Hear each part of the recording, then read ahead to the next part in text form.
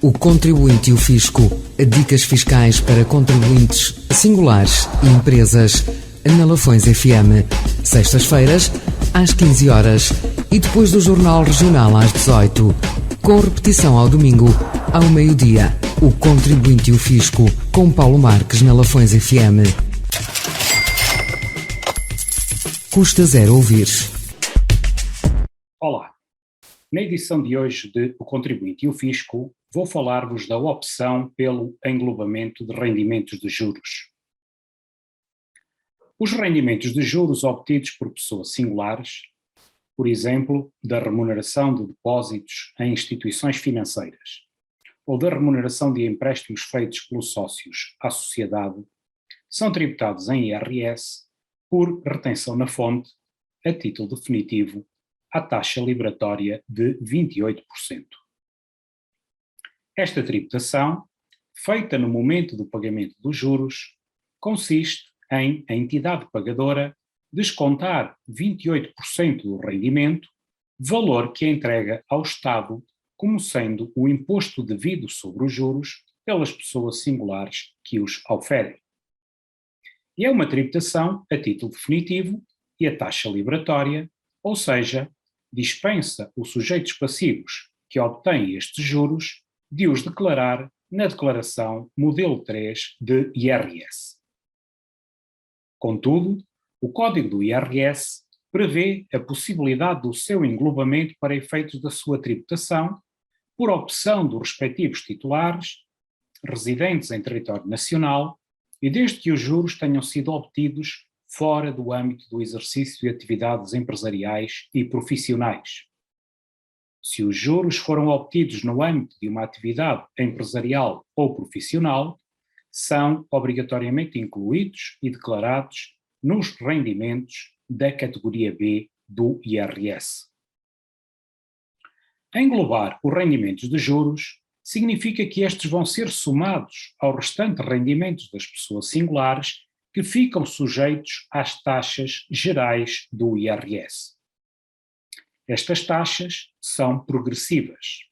A taxa aumenta à medida que o rendimento coletável aumenta, o que significa que a taxa de imposto cresce mais do que proporcionalmente em relação ao aumento do rendimento. Esta progressividade é feita por escalões de acordo com a tabela de taxas prevista no artigo 68 do Código do IRS.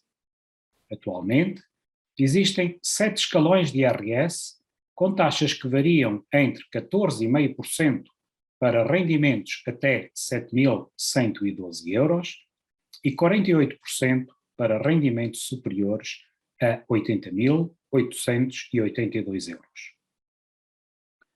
Muitos dos sujeitos passivos que oferem rendimentos de juros podem ter vantagem no seu englobamento. Se estes juros, mesmo que somados a outros rendimentos do agregado familiar, forem agora tributados a 14,5% ou a 23%, o sujeito passivo vai recuperar na liquidação do IRS a diferença para os 28% que lhe foram retidos na fonte no momento do pagamento dos juros. Por outro lado, se os seus rendimentos de englobamento obrigatório já estão no escalão de 28,5% ou em taxa superior, não há interesse no englobamento, pois iria pagar mais IRS pelo diferencial que for acima dos 28%.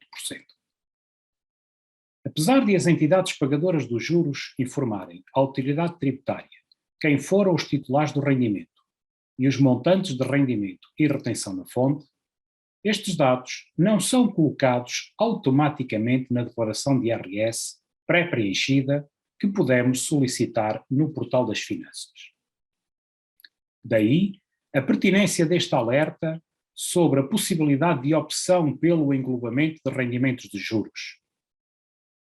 Obtenha os valores de rendimentos de juros que auferiu em 2021 e de retenção de IRS na fonte que foi feita. A quando da preparação da declaração de IRS, simule e verifique a taxa aplicada. Se esta taxa for inferior a 28%, adicione o anexo E, de rendimentos de capitais, e inclua no quadro 4B os rendimentos de juros e respectiva retenção na fonte. Faça nova simulação e a entregue com o cenário mais favorável.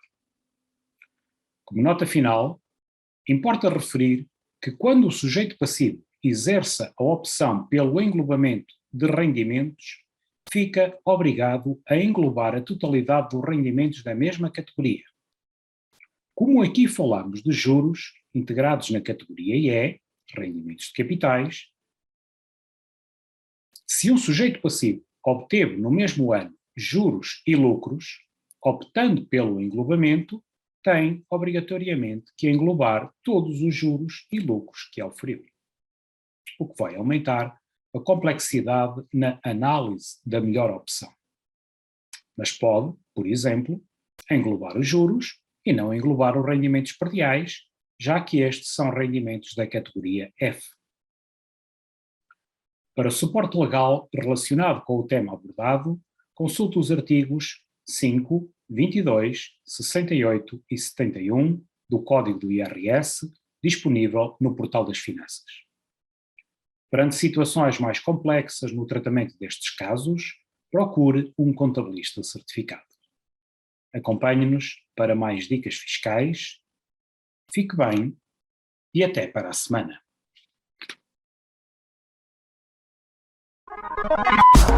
O Contribuinte e o Fisco. Dicas fiscais para contribuintes singulares e empresas na Lafões FM. Sextas-feiras, às 15 horas e depois do Jornal Regional às 18, com repetição ao domingo, ao meio-dia.